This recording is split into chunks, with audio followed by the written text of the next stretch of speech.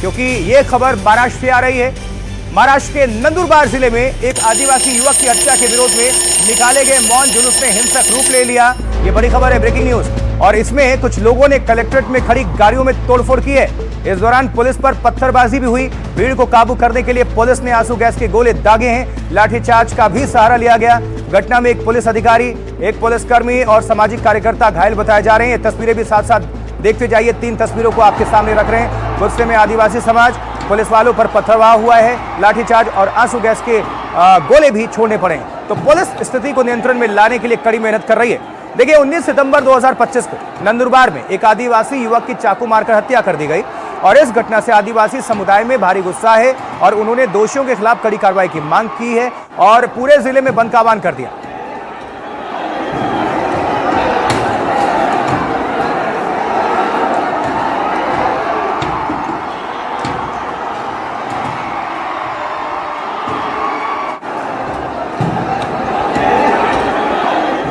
चलिए, 3 तस्वीरें तो आपको हमने दिखा दी। अब सीधे आप सभी को लिए चलते हैं घटनास्थल पर। क्या अभी हालात हैं ये जानना जरूरी है। इसके लिए हम आप सभी को लिए चलेंगे अपने सहयोगी, अपने संवाददाता अभिषेक अवस्थी के पास। अभिषेक, हमें नजर आ रहे हैं इस स्क्रीन पर। अभिषेक, इस वक्त क्या हालात है, अपडेट करिए।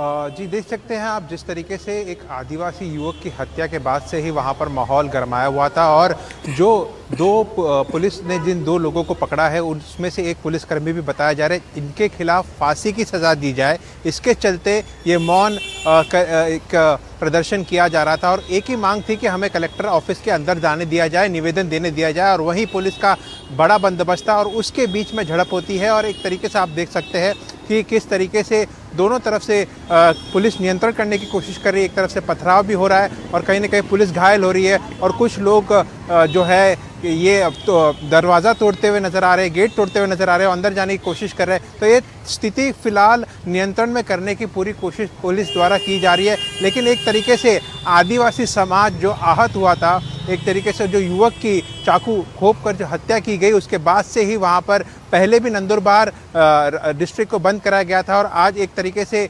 शांतिपूर्ण प्रदर्शन चल रहा था और निवेदन देने की बात की जाती थी, लेकिन उन्हें रोका गया, पुलिस का घेराव हुआ और दोनों के बीच में झड़प साफ तौर पर दिख रही है। और एक ही मांग है कि उन दोनों को फांसी की सजा दी जाए, इसको लेकर के निवेदन देना था और अब इस तरीके की घटना हमारे सामने देखने को मिल रही है। जी ठीक है अभिषेक, आप नजर बनाकर रखिएगा इस घटना पर।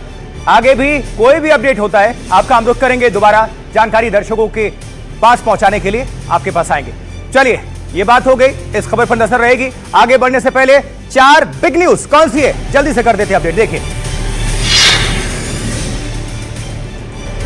25 सितंबर को प्रधानमंत्री नरेंद्र मोदी का राजस्थान दौरा। बांसवाड़ा में एक परमाणु ऊर्जा परियोजना की रखेंगे आधारशिला पीएम। 1.21 लाख करोड़ रुपए से अधिक की परियोजनाओं की सौगात देंगे राजस्थान को।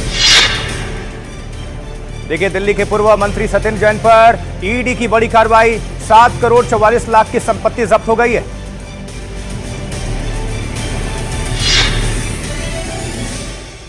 उधर मध्य प्रदेश की राजधानी भोपाल में गरबा पंडालों पर कलेक्टर की गाइडलाइंस पर सियासी जंग। कांग्रेस ने तंज कसा है, कहा बीजेपी को खुश करने के लिए फैसला लिया गया है। यूपी के ललितपुर में पुलिस प्रताड़ना से बुजुर्ग की मौत के बाद सियासत। पीड़ितों के घर पहुंचा कांग्रेस डेलीगेशन। एसपी ने 2 दरोगा सहित 7 पुलिसकर्मियों को किया सस्पेंड।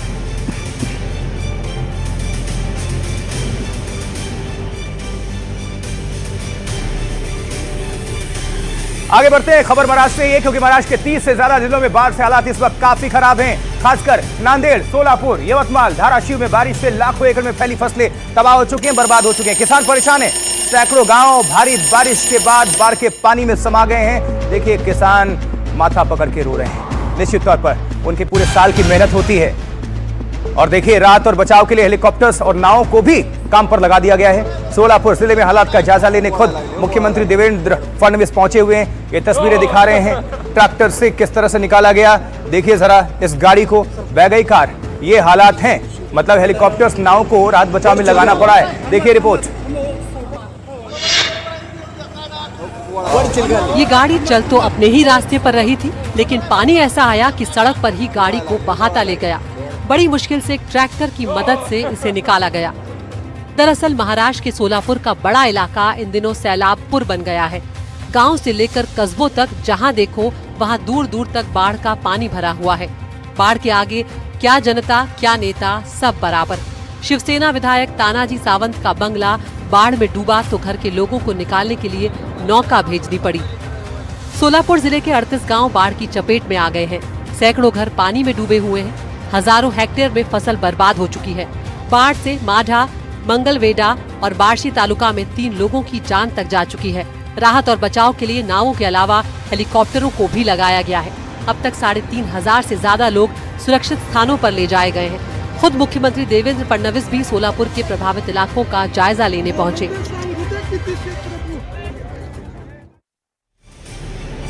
तो देखिए, महाराष्ट्र के नासिक में भी लगातार भारी बारिश से गोदावरी नदी उफान पर है। यहां से एक तस्वीर सामने आई जिसमें एक मंदिर बाढ़ के पानी में समा गया। अंदर फंसे 4 लोगों को बड़ी ही मुश्किल से सीढ़ियों के जरिए सुरक्षित बाहर निकाला गया। तस्वीर देखिए, रिपोर्ट देखिए।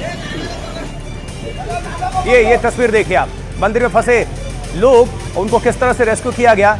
जान हलक में आ गई थी। ये पूरा जो मंदिर है देखिए आप, पानी में समा गया है। महाराष्ट्र में बारिश से बर्बादी की ये जो तस्वीरें हैं, 8 तस्वीरें आपके सामने रख रहे हैं। आप देखिए अपने टीवी सेट्स पर। नासिक, पंढरपुर, लातूर, परभणी, सोलापुर, हिंगोली, बीड चाहे जालना, हर जगह कहानी वही है। पानी से तबाही, बर्बादी और लोग काफी परेशान।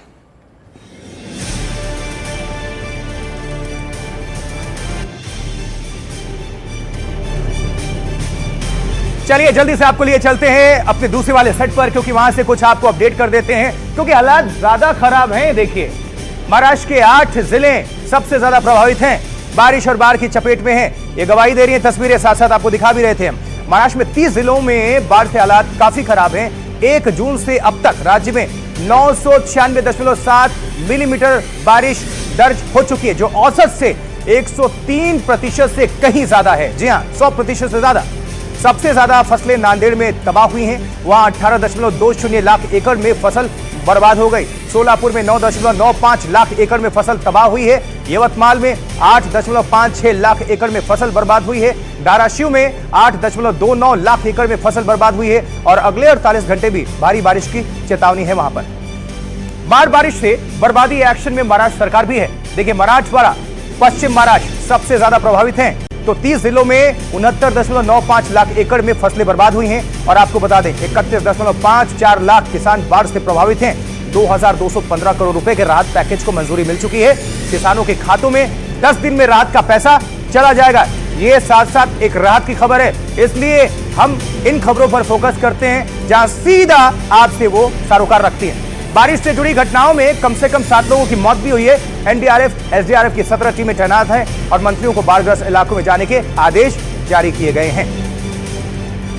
और अब ये तो बात हो गई महाराष्ट्र की बाढ़ बारिश की तबाही की, लेकिन क्राइम जगत में क्या चल रहा है, कहां पर हो रहे हैं अपराध? आज की बड़ी खबर कौन सी है? 4 बड़ी खबर अपराध की दुनिया से।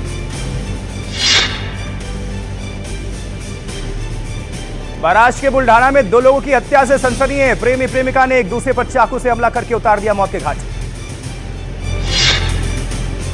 दिल्ली में नाम बदलकर महिला ने घर में ली मेड की नौकरी, फिर उसी घर में चोरी कर ली। पुलिस ने पति समेत अरेस्ट कर लिया उसको। तस्वीरें तो आप भी सावधान रहें, सुरक्षित रहें। अगली खबर यूपी के फिरोजाबाद से, जहां मोबाइल शॉप में चोरी की वारदात हुई। सिर्फ 3 सेकंड में चोरी हो गया फोन। जी हां, सावधान रहें। सीसीटीवी के जरिए आरोपी लेकिन गिरफ्तार हो चुका है। देखिए जरा, उधर यूपी के सीतापुर में बीएसए को ऑफिस में हेडमास्टर साहब ने बेल्ट से पीटा जमकर। 6 सेकंड में बरसा दी 5 बेल्ट, हाथ से छीनकर मोबाइल भी तोड़ा। तस्वीरें